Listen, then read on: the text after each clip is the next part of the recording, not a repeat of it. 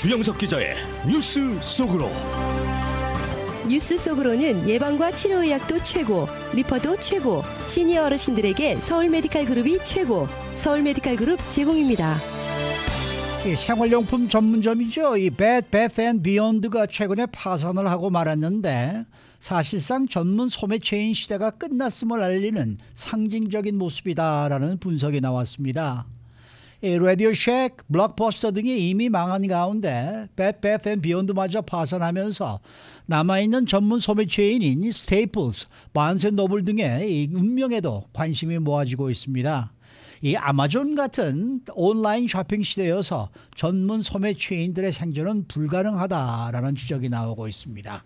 주영석 기자. 안녕하십니까. 이번에 Bed Bath & 파산이 전문 소매 체인 시대가 저물었다는 것을 보여준다라는 보도가 나왔죠. 그렇습니다. 그러니까 이게 뭐 Bed Bath & Beyond가 뭘 잘못했다기보다 시대의 흐름이 그렇다는 겁니다. 그래서 네. 견뎌낼 수 없다. 이게 그 CNN 주말 특별 보도를 통해서 나온 결론인데요. Bed Bath & Beyond의 파산의 의미를 분석했습니다. 이 특정한 Bed Bath & Beyond라는 회사 하나만의 문제가 아니라 지금 말씀하신 대로 전문 소매 체인 시대가 끝났다. 종언하고 있다 하는 것을 보여주는 상징적인 모습이라고 CNN은 그렇게 의미 부여를 했습니다. 우리가 전문 소매 체인, 영어로 캐테고리 킬러라고 하죠. 캐테고리 킬러의 시대가 한때 굉장히 컸었는데 이제는 그 시대가 이제 끝나가고 있다. 이 CNN은 그렇게 결론을 내렸습니다. 네. 그러면 그 이유가 뭐라고 CNN은 보고 있는 거예요? CNN은 이번에 파산을 한 Bed Bath & Beyond가 망한 것은 회사 자체 문제가 아니라고 이렇게 좀 보고 있습니다. 뭐 경영을 실패했다거나 무슨 경제 범죄를 저질렀다거나 무슨 그런 회사 자체 문제가 있는 것이 아니라 시대가 바뀌었기 때문에 이 시대 변화에서 더 이상 수익을 내면서 생존하기가 좀 불가능해졌다. 그래서 지금 2023년 이제 5월 1일이죠. 5월 1일을 맞이 지금 이 시점에서는 전문 소매 체인이 살아남기 어려운 그런 시대가 됐고 그것을 확인시켜 주는 것이 이번 Bed Bath & Beyond의 파산이다. 이렇게 좀 얘기하고 있습니다. 근데 이렇게 시대적으로 전문 소매 체인이 생존하기가 어렵다라는 근거가 있긴 있는 거예요. 일단 많은 전문 소매 업체들이 사라졌다는 거예요. CNN 얘기는. 그래서 구체적으로 이미 사라진 전문 소매 업체들의 사례를 들어서 소개하고 있습니다. 라디오 쉑, 토이저러스 장난감 전문 업체죠. 블록버스터 이미 다 사라졌습니다. 그래서 사실 저도 한 얼마 전이라기보다 한 10년 전, 20년 전에 보면 라디오 쉑, 토이저러스, 블록버스터가 다 이렇게 사라질 거라고는 상상도 못했는데 어느 틈엔가 사라진 거예요.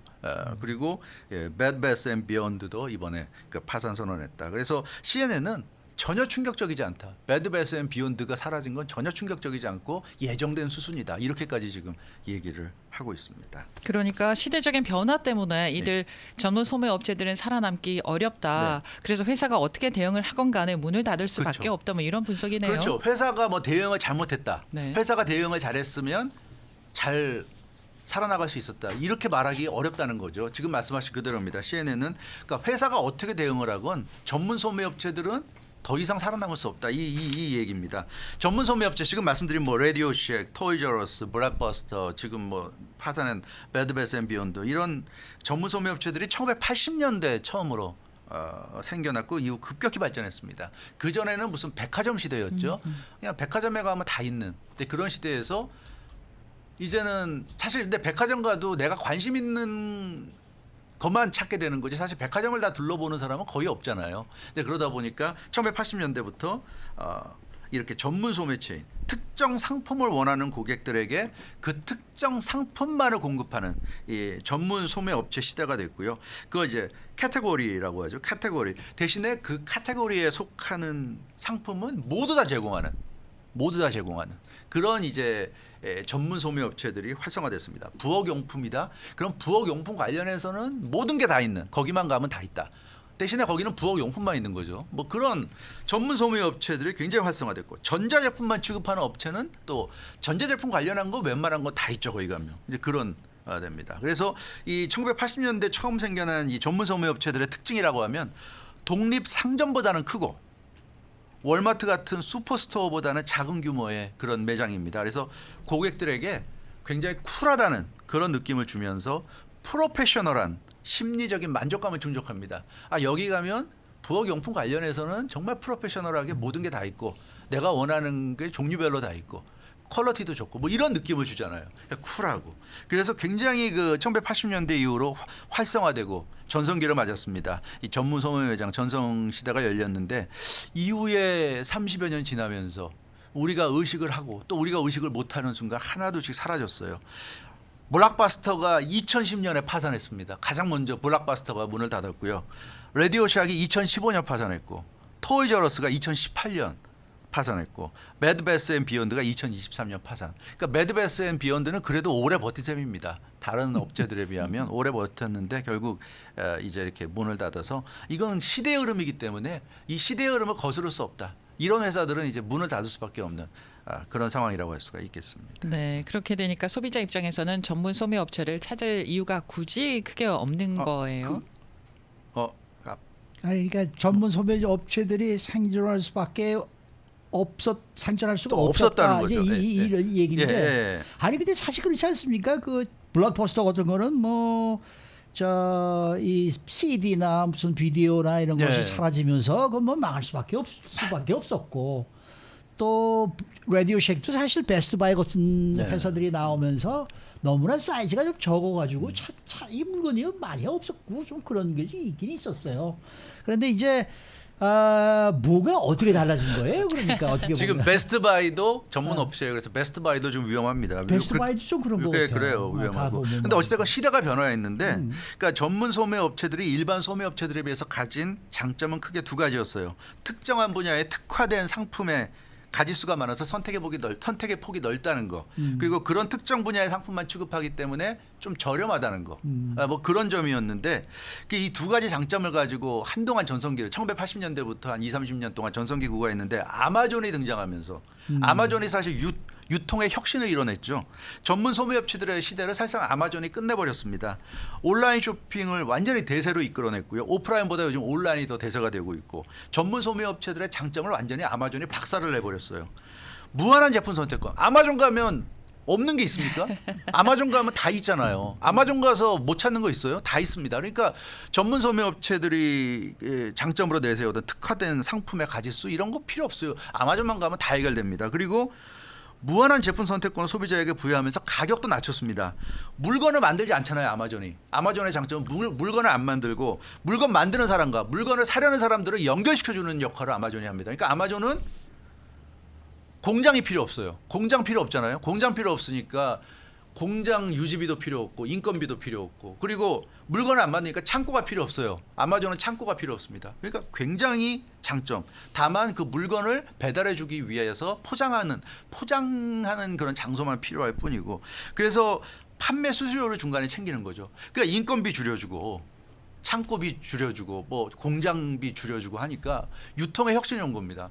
굉장히 가격을 낮추게 된 거예요. 아마존에서 물건 구입하면서 야 이거 싸다 하는 느낌 굉장히 많이들 받으셨을 텐데 그러니까 이 전문 소매 업체들의 최대 장점 중에 하나였던 싸다는 것도 아마존에다 가져가 버렸고 그러니까 아마존을 이용하는 사람들 입장에서는 더 이상 무슨 뭐 매드베스 앤 비욘드나 뭐 토이저러스나 블록버스터나 이런 거 그러니까 아마존이 다 뭐 영화도 다 이제 아마존이 만들고 있잖아요. 그러니까 뭐 블록버스터 뭐 필요 없고 그러니까 아마존에서 다 해결이 되니까 온라인에서 다 해결이 되니까 이 의미가 없는 겁니다. 그러니까 생존할 수가 없어요. 이 전문 소매 업체들이 그러기 네. 때문에 이 시대의 환경 어떻게 변화를 시도해도 결국은 아마존을 이길 수 없다. 이렇게 볼 수 있을 것 같습니다. 제가 문구점을 굉장히 좋아해서 네. 스테이플스를 가끔 가서 이렇게 네. 구경하고 둘러보는데요. 네.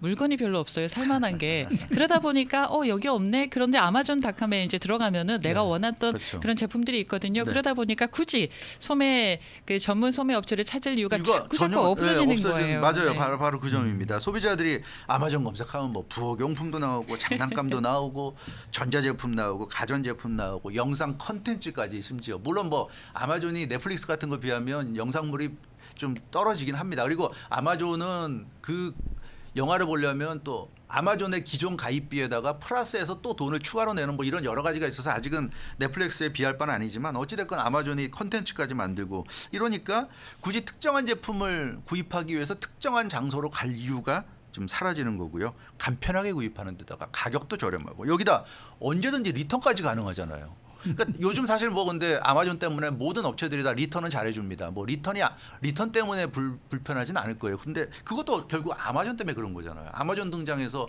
아무 불만 없이 무조건 리턴 받아주니까 다른 업체들도 다 리턴을 해줄 수밖에 없는 이런 상황이 됐는데 그러니까 전문가들은 이렇게 보고 있습니다. 전문 소매 업체들이 1980년대, 90년대 등장할 때만 해도 이 전문 소매 업체들이 혁신이라고 불렸는데 2000년대를 거치면서 아마존이 이제 온라인 시장을 지배하면서 이 전문 소매 업체들이 시대에 뒤떨어졌다. 구식이 됐다는 겁니다. 뭐 이 블록버스터, 레디오샤, 배드베스앤비욘드, 토이저러스 사실 장난감 하나 때문에 토이저러스 가는 사람이 얼마나 있어요. 물론 지금 이제 파산했지만 월마트나 이런 데 가면 장난감 널렸는데 굳이 토이저러스를 갈 이유가 있습니까? 그냥 뭐 토이저러스가 근데 입지에 있는 위치가 그런 월마트 옆에 있다. 그러니까 월마트 간 김에 토이저러스 한번 가볼까 이럴 수는 있지만 처음부터 토이저러스만 가려고 그 먼 길을 가는 사람은 없다는 얘기예요. 월마트 가면 그 그로서리까지 장도 볼 수 있고 모든 걸 다 하면서 장난감도 살 수 있는데 간 김에 토이저러스 한번 볼까 이제 이럴 수는 있다는 거죠. 그래서 구식이 됐기 때문에 전문 소매 업체들은 더 이상 버틸 수가 없는 것이다.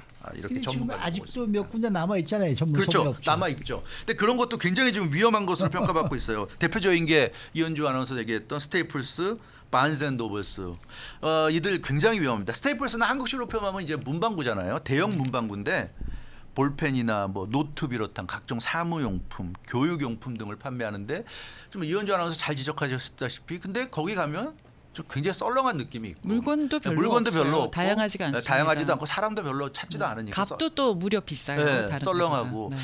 그래서 참 어쩌다 가도 또 두 번 가고 싶은 마음이 안 드는 굉장히 썰렁하니까. 그래서 얼마 전에도 다녀왔는데요.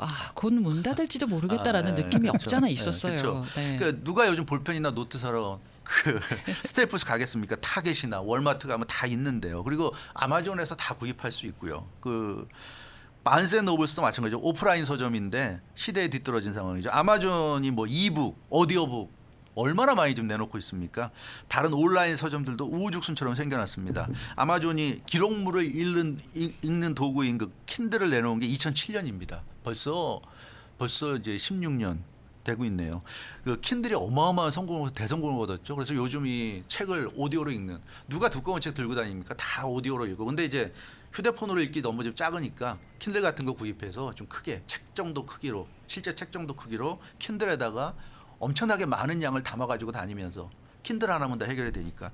그러니까 반스앤노블도 이제는 얼마 안 남았다. 베스트바이도 마찬가지죠. 컴퓨터나 비디오 게임, 전자제품에서 완전히 밀리고 있습니다. 아마존 되고 그나마 베스트바이는 이제 냉장고나 세탁기, TV, 뭐 인공지능 청소기 이런 전자제품이 아니라 가전이라고 그러죠. 우리가 가전제품 위주로 명맥을 유지하고 있는데 글쎄요. 베스트바이는 가전제품 위주로 해서 당분간은 갈지 모르겠는데 과연 얼마나 갈런지. 가전제품은 그리고 이게 무겁잖아요. 헤비하잖아요.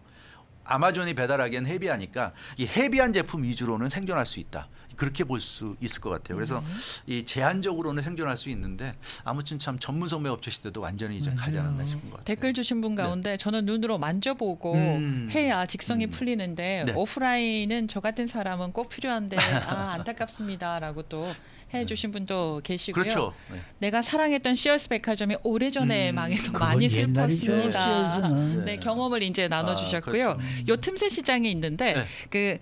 그 한국 사람이 운영한 아트박스 같은 굉장히 예쁜 문구점을 맞아, 파는 맞아. 가게들이 네, 있어요. 있어요. 그곳은 어느 정도 영업이 좀 잘 되거든요. 저도 일부러 이제 예쁜 거 사고 싶어서 그런 매장을 가는데 이런 틈새 시장을 좀 틈새 누려야 되겠고요. 스테이플스에 가잖아요. 예쁜 게 정말 전무합니다.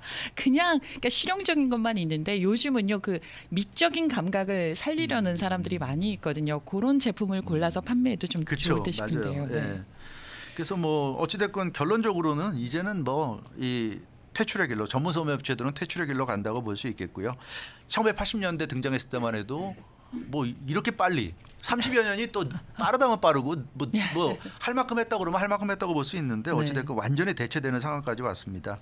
온라인이 오프라인이 이렇게까지 잡아먹을 줄은 몰랐는데 레디오시아 같은 경우 예를 들어서 명맥은 유지하고 있어요. 파산 이후에 이커머스 웹사이트에서 명맥을 유지하고 있는데 그러나 뭐 이제 별 의미가 없다. 그리고 블록버스터도 지금 미국 캐나다에 한 3군데가 있다고 그래요. 이제는 블록버스터 그 간판 이게 명소가 돼서요. 아하, 미국의 3곳인가 있는데 네. 거기가 이제 관광 명소처럼 돼가지고 그렇게 해서 이제 유지가 되고 있다는 네. 소식을 저도 이번에 이걸 이제 조사하면서 볼 수 있었는데 참 재미난 것 같습니다. 근데 온라인 쇼핑 시대가 그러면 이제는 대세냐? 뭐 대세는 대세죠. 근데 얼마 지금 같아서는 온라인 쇼핑 시대는 영원할 것 같은데 또 그렇지도 않을 수도 있는 거죠. 우리가 어떻게 알겠습니까? 다만 아직까지 온라인 쇼핑을 위협할 만한 거는 나오지 않은 것 같아서 당분간은 갈 것 같고 그러나 뭐 AI라든가 챗 GPT라든가 이런 게 나타나고 있는데 이것이 과연 온라인 시대를 또 뛰어넘을 수 있을까? 이것도 결국 온라인의 어떤 부산물이니까 온라인 시대는 좀 계속 가지 않을까 싶긴 한데 그러나 아무튼 참 세상은 빨리 바뀌고 있는 것 같습니다. 베스트바이나 스테이플스, 뭐 만세 노블 같은데 혹시 주식 가지신 분들은 빨리 팔아야 되겠네요. 수고 많으셨습니다. 주영석 기자였습니다. 뉴스 속으로는 예방과 치료의학도 최고, 리퍼도 최고, 서울 메디칼 그룹 제공이었습니다.